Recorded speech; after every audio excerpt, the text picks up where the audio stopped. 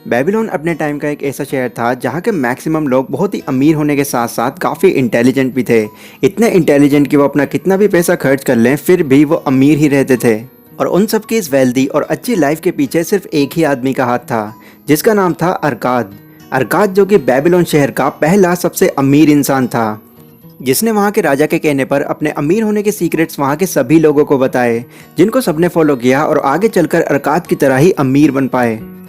ये वीडियो एक story form में है, जिसमें अरकाद ने अपने सारे सीक्रेट्स एक स्टोरी के थ्रू बताए हैं कि कैसे उसने अपनी गरीबी से बाहर निकलकर अमीरी की तरफ कदम रखा। तो इसीलिए इस वीडियो के लास्ट में मैं हर पॉइंट को समराइज भी करूंगा, ताकि आप उन पॉइंट्स को अपनी आज के टाइम की एक्चुअल लाइफ से कनेक्ट कर पाएं और उनको अप्लाई कर पाएं। So let's begin. इस कहानी की शुरुआत होती है बंसीर और कोबी नाम के दो आदमियों से, जो कि बेबीलोन शहर के ही रहने वाले थे। बंसीर कोबी से कहता है कि कोबी, हम इतनी मेहनत करते हैं, दिन रात एक करके पैसा कमाते हैं, लेकिन फिर भी हमारे पास इतना पैसा भी नहीं बच पाता कि हम उनसे अपनी कोई पसंद की चीज़ भी खरीद लें। हमें ऐसी लाइफ नहीं चाहिए। तो इस पर कोबी कहता है, हाँ तुमने सही कहा, मुझे लगता है हमें एक बार अरकाद से मिल लेना चाहिए।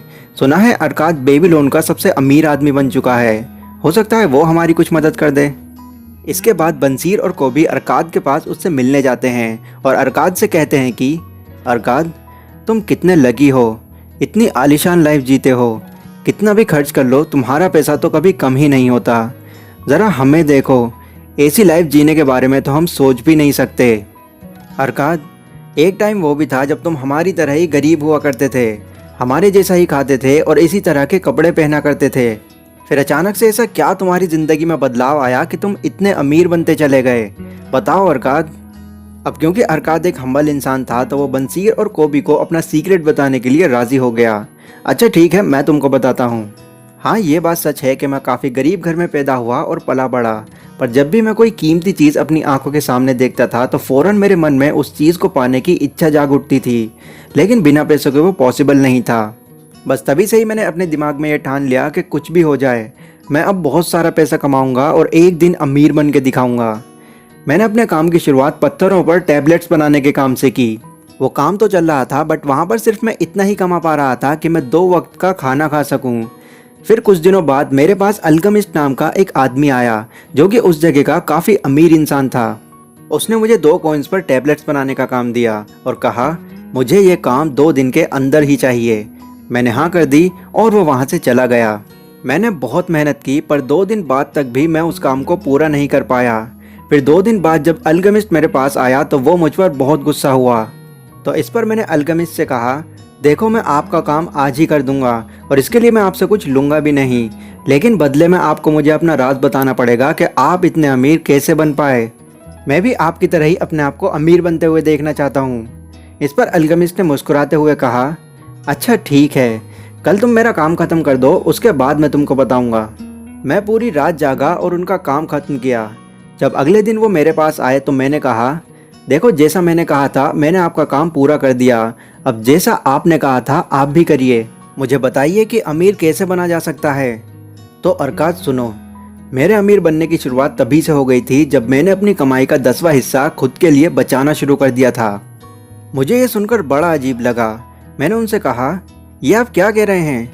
जितना भी हम कमाते हैं वो सारा हमारा ही तो होता है।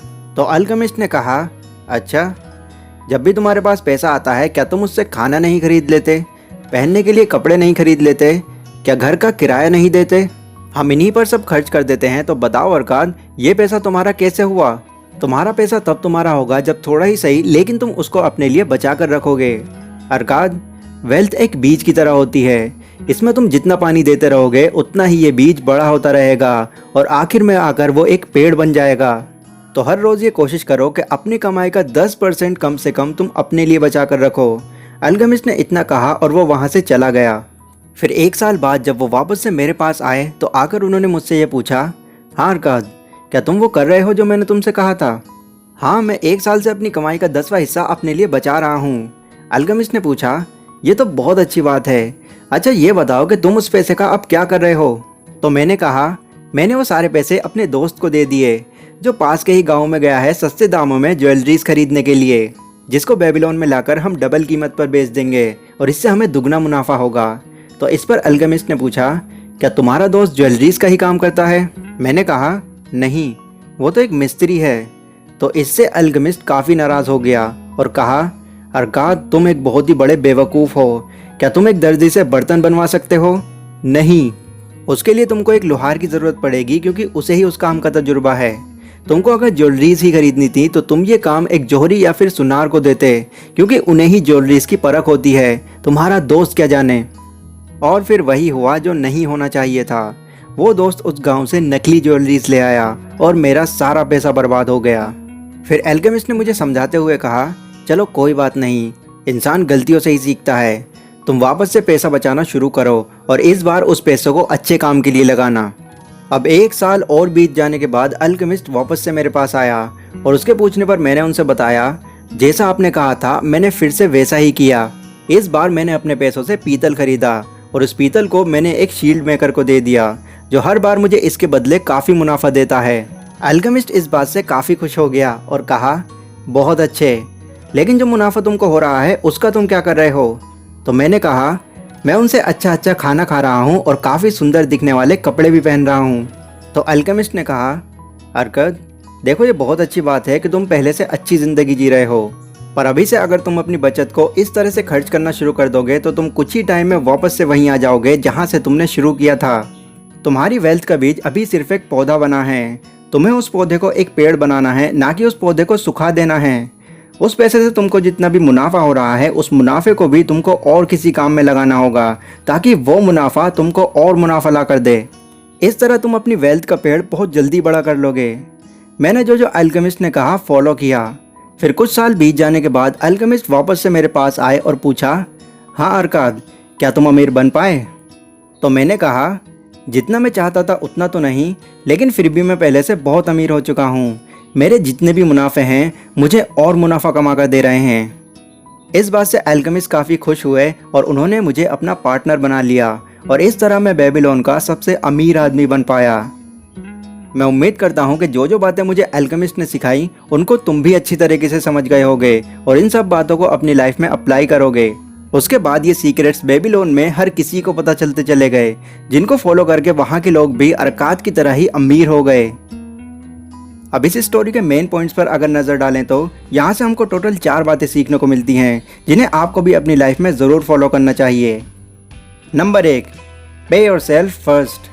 हमें अपनी कमाई का एटलीस्ट 10% अपने आप के लिए बचाना चाहिए और उस 10% के बीच में आपको तब तक पानी देना है जब तक वो एक पेड़ ना बन जाए। और ये करना देखा जाए तो कोई रॉकेट साइंस नहीं है। अगर हम अपने मंथली एक्सपेंसेस पर गौर करें तो मैक्सिमम टाइम 10% पैसा तो हमारा फालतू की चीज़ों में ही चला जाता है। तो इससे अच्छा ये रहेगा कि इसको आप अपने फ्यूचर के लिए बचा कर रखें।